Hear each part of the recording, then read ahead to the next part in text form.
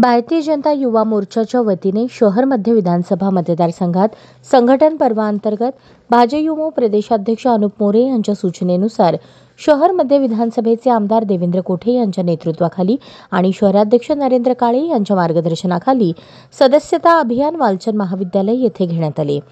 या प्रसंगी महाविद्यालयातील तरुणांनी सदस्यता अभियानात उत्स्फूर्तपणे सक्रिय सहभाग नोंदवला।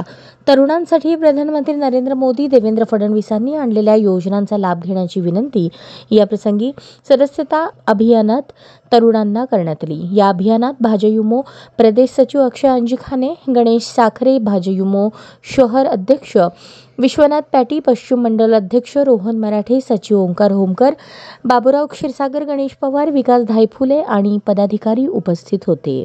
4 पिढ्यांपासून RJR हर्बल हॉस्पिटल भारतातील तब्बल 6 राज्यांमध्ये 90हून अधिक शाखांसह आणि 250हून अधिक डॉक्टरांच्या संचासह सोरासिस, संधिवात, मधुमेह, PCOD, बंधत्व अशा अनेक आजारांवर सर्वोत्तम चिकित्सा आम्ही देत आहोत। आमच्या RJR हर्बल हॉस्पिटलमधून 7 लाखाहून अधिक रुग्ण यशस्वीरित्या उपचार घेऊन बरे झाले आहेत।